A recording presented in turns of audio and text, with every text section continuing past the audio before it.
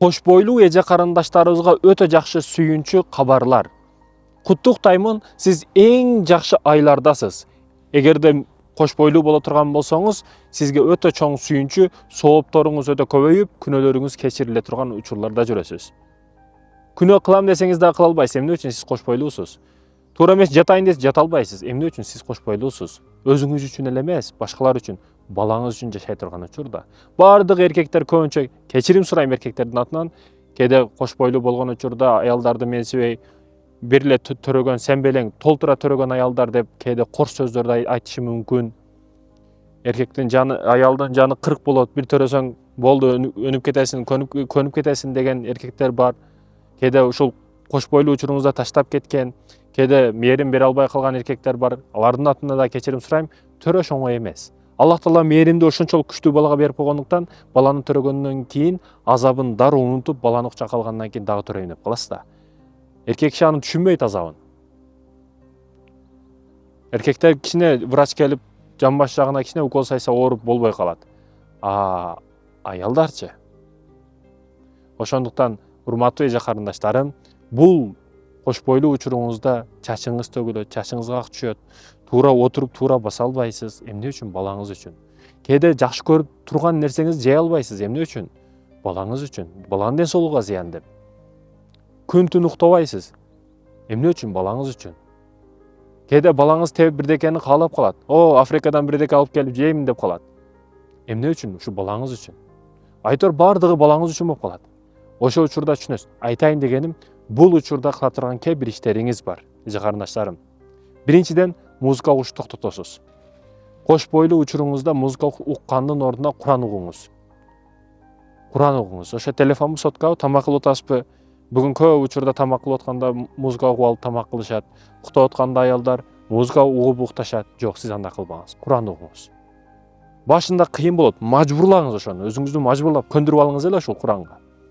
Куранга көндүрүп алгандан кийин сиз кааласаңыз, каалабасаңыз кийин музыка уга албай каласыз.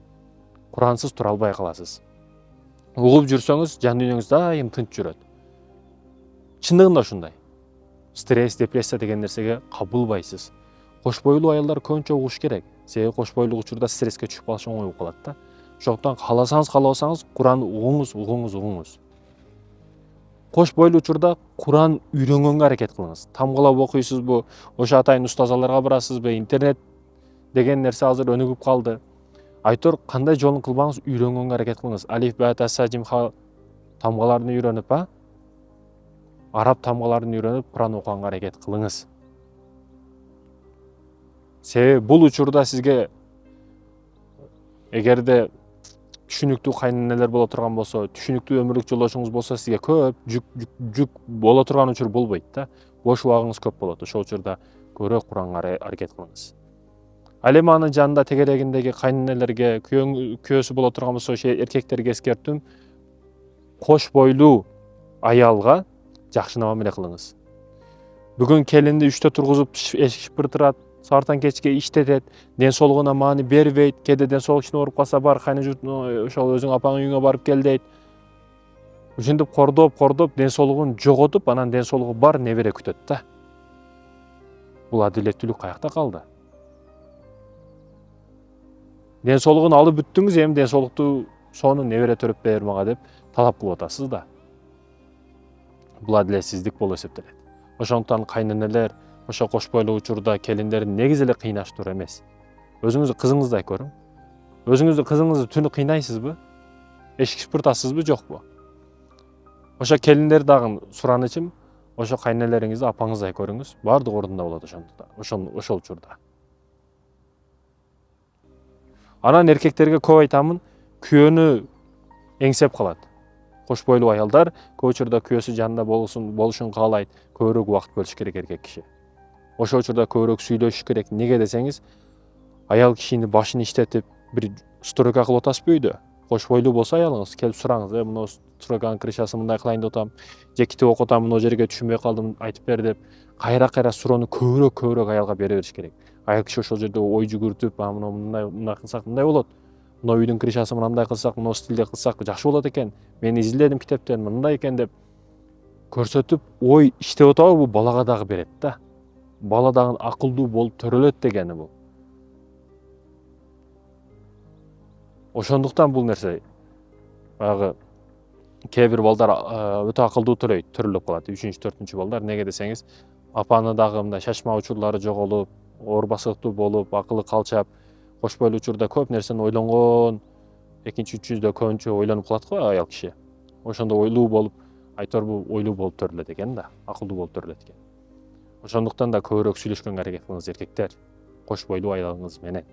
Эч качан кордобоңуз. Курсагына тепкендер бар, кордогондор бар келинди, атайын бойдан түшүп калсын деп ар кандай кыймыл аракетти кылгандар бар, душмандык кылгандар бар. Аллах алардан сактасын. Аллах алардан сактасын. Бул керектүү иш-чараларды көрүш керек. Эгерде чындап боюнан түшүрөм андай дегендер ушундай кээде болуп калышы мүмкүн. Ал учурда иш-чараларды кылыш керек. Ал шарий жактан, ал мыйзам жактан айырмасы жок. Кылыш керек. Себеби баланы сактап калыш керек. Анан ошол кош бойлуу аялдарга көбүрөөк таза продукталарды жегенге кеңеш берет элем. Буну мен эле эмес, врачтар дагы баардыгы айтат. Негизи эле адамга эң пайдалуу нерселер ошол мөмө жемиштер, сухофрукты, жашылча чөптөр, оттор дегендей. Ошол нерселерге басым жасап, таза нерселерди жеп, дуа кылып ар дайым, көбүрөөк тахажжудка туруш керек, тахажжуд окуш керек. Себеби бала жөнөкөй маселе эмес да. Аял киши тарыхта эмне үчүн калат? Күчтүү инсандын алдында болгондугу үчүн же күчтүү адамды тарбия кылгандыгы үчүн эки себеп бар. Же күчтүү адамдын алдында болуп, күчтүү аял болуп тарыхта каласыз. Же күчтүү адамды тарбия кылып, күчтүү апа болуп тарыхта каласыз. Аял киши сулуулугу менен, красотасы менен, фигурасы менен, башкасы менен тарыхта калган эмес. Ошондуктан эже карындашым ойлонуңуз, ойгонуңуз, сиз балаңызга эмне бере аласыз? Руханият менен чоңойтуңуз балаңызды. Руханият менен. Ошол көбүрөөк курсагыңызга сүйлөп, балаңызга сүйлөп, бул фаланчанын баласы.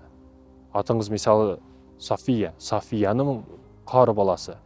Күйөөңүз Мухаммад болсо, Мухаммадтын кары баласы, сулуу баласы. Сафия сулуунун баласы деп.